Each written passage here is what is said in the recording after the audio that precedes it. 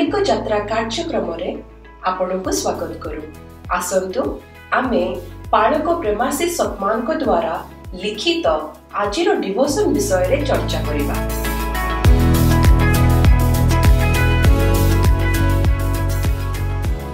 Praise the lord. आजिर हे गंभीर आलोचना को स्वागत। आज आमे पालक प्रेमाशीष सतमनकर गोटे बहुत चिंता करिबा भली लेखा ईश्वरंको इच्छा ओ आमर पसंद विषय रे कथा हेबा। माने एटा बड़ प्रश्न ना, आम जीवन को किए चलाए? सबु परमेश्वरंको इच्छा ना आम निज पसंद रो किछि मूल्य अछि? तो आमे चेष्टा करिबा ए लेखा भीतर दे बुझिबाकू जे परमेश्वरंकर जो सर्वोच्च क्षमता अछि आ आमर जो निष्पत्ति नेबार शक्ति ए दीटा भितर संपर्क कोन।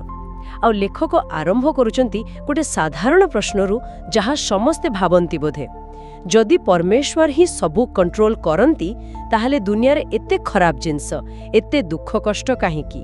हाँ, एइटा बहुत गुरुत्वपूर्ण प्रश्न। आउ एहार उत्तर पाई लेखक आमको गोटे मूल पद देखाउछंती। गीत संहिता 115-16 सेठी लेखाउछि, स्वर्ग सदा प्रभुंकर स्वर्ग, मात्र से मनुष्य संतानगण को पृथ्वी देई अछंती। माने एइटा ही आम आलोचनार बेस। अच्छा, मनुष्य संतानगण को पृथ्वी देई अछंती, तेबे एहार माने कोन? लेखक कहउचंती जे पृथ्वीर दायित्व परमेश्वर आमको दे देइचंती गोटे चाबी देला भळे। हाँ, एकदम सेही भଳି भाबी पारंती।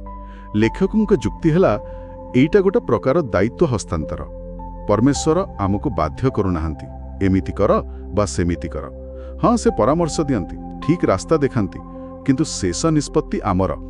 ये खाली दायित्व नुह, एटा होची स्वाधीन इच्छा, चॉइस। ओहो, आउ एइटा कोन आरंभरू अछि? आदम का समयरू कईन का कथा भी सेमिति। हाँ, लेखक तो सेया ही कहउचंती। से पूरा स्पष्ट करूचंती, परमेश्वर आदम को किछि करिबा को बाध्य करि नथिले कि कईन को भी नियंत्रण करि नथिले। बरम कोन कले? कईन को सतर्क कराइथिले, तांको कहिथिले, देख पाप द्वार देशरे अछि, किंतु चॉइस तांको दिले। आउ सेही स्वाधीनता आजि भी आम समस्तंक पाखरे अछि। किंतु एइठी सेही बड़ प्रश्नटा पुणी आसुछि, जदि आमर एते स्वाधीनता अछि आउ आमे जदि भूल करि दउछु, तेबे कोन परमेश्वर केयर करंतिनी? जेतेबेले किछि खराब होउछि सेतेबेले से कोठी? ना ना, एटा बहुत भलो पॉइंट। लेखक बहुत जोर दे कहउचंती, स्वाधीन इच्छा देबार माने नुहे जे परमेश्वर उदासीन, आदो नुहे। से बहुत गभीर भावरे जत्न नियंती। आपण देखंतु जीशु को पठाइबा। हाँ, जीशु कोन कले? रोगी को सुस्थ कले, झड़ को शांत कले। आउ जॉन 10:10 रे अछि, से आसिले जेपरी आमे जीवन पाऊ एवं प्रचुर परिमाण रे पाऊ। एसबु तो परमेश्वरंकर जत्न आउ तांको इच्छा को ही देखाए। ताहले ए जो खराब घटना सब घटुची, दुर्घटना हेउ कि प्राकृतिक विपर्य, एगुड़िक कोन? एसबु को केमिति बुझिबा? परमेश्वरंक दंड? लेखकंक मतरे बिल्कुल नहे। देखंतु, आमे गोटे भंगा दुनिया रे अछु। पतन पठु ए जगत अपूर्ण। तेणु मनुष्यर भूल पाई हेउ कि प्रकृतिर नियम अनुसारे खराब घटना तो घटिबो, किंतु परमेश्वर एसबु को व्यवहार करी लोकं को दंड देउ नाहांती, बरं तांको हृदय सबु बेले सेमानंक पाई कांदे जो माने कष्ट पाआंती, आउ से पुनरुद्धार करिबा को चाहंती। बुझिली। ताहले जदि परमेश्वर सीधा सबु कंट्रोल करू नाहांती आउ आमको बाछिबार स्वाधीनता देइछंती, तेबे एहार मेन पॉइंट कोन? आम पई एहार माने कोन? एहार सीधा माने हेला आमर दायित्व अछि, रेस्पॉन्सिबिलिटी।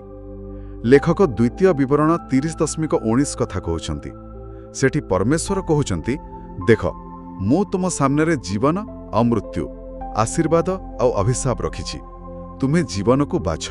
हाँ, माने आम पसंदर परिणाम अछि, रियल कन्सिक्वेंसेस। एक कथा सुनी मो मन को गोटे कथा आसुछि, जदि परमेश्वर सबु निजे करूथान्ते प्रति मुहूर्त रे, ताहले बोधे पृथ्वीटा पूरा स्वर्ग भଳି होई जाइथांता। किंतु से दायित्व आमको देइछंती। तेणु लेखक जहा कहउछंती, आमको ज्ञान खोजिबा दरकार नुहे कि? एकदम ठीक कहले, ज्ञानर अन्वेषण। लेखक ए कथा उपरे बहुत गुरुत्व देइछंती। से गोटे भलो उदाहरण भी देइछंती, जेमिति कि जणे बापा मां निज पिला को ता रूम सजाड़िबार दायित्व दियंती। अच्छा, बापा मां केयर करंती, केमिति करिबा कहि दियंती, दरकार हेले साहाय्य बेले करंती। किंतु रूमटा केमिति रहिबो सेटा पिलार निष्पत्ति आउ काम उपरे निर्भर करे। सेमती परमेश्वरंकु दोष देवा बदलारे आमे केमिति ज्ञानरे बुद्धिरे आमर पसंद गुड़िकु बाछिबा सेटा बेसी जरूरी। ताहेले आजिर ए आलोचनारू पाळक प्रेमाशीष सतमनंक लेखारू जहा मुख्य कथा आमे बुझिले सेटा हला परमेश्वर आमको बहुत भल पांती और सेई भल पाइबारु ही से आमको एते बड़ गिफ्ट देइछंती बाछिबार स्वाधीनता। से सबु बेले अछंती आमको गाइड करिबा पई किंतु से चाहंती आमे निजे बाछिबा सचेतन होए। हाँ एकदम। और लेखक आमको सेथि पई उत्साहित करूछंती जे आमे एई स्वाधीनता को दायित्वर सहित नेबा तांको प्रेम को ग्रहण करिबा आउ गोटे उद्देश्य नै बंचिबा। जेतेबेले आमे एमिति करिबा आमे निज जीवन रे आउ आम चारिपाख दुनिया रे तांको आशीर्वादर प्रभाव देखि परिबा। एटा सतरे गोटी शक्तिशाली कथा। जदि आमर पसंद गुड़िक एते महत्वपूर्ण, जदि आम पसंद द्वारा ही पृथ्वी रे परमेश्वरंक इच्छा प्रतिफलित हुए, तेबे आज आमे एमिति को गोटे छोटो किंतु सचेतन पसंद करि परिबा जहा सेही दिगरे जीव। एटा भाबिबा पई भलो प्रश्नटिए। हाँ आसंतु शेषरे लेखक जो सुंदर प्रार्थनाटी देइछंती सेइथिरे आमे आजिर आलोचना शेष करिबा। प्रभु आपण मोते विकल्प चयन करिबार स्वाधीनता देइथिबारु धन्यवाद। मोर प्रत्येक निष्पत्ति रे आपणकर प्रेम को प्रतिफलित करिबाकू एवं ज्ञान रे चालिबाकू मोते सहाय्य करंतु। आमेन। Praise the lord. आजि आत्मिक यात्रा कार्यक्रम रे जोग दवा पई धन्यवाद। जेउठी आमे प्रतिदिन परमेश्वरंको वाक्य आलोचना करूछु। जदि एही कार्यक्रम आपनको आशीर्वाद देइयोछि तेबे एहाकू आपना फैमिली आउ फ्रेंड्स व्हाट्सएप ग्रुप रे शेयर करंतु। आसंता काली पुणी देखा हबा। धन्यवाद।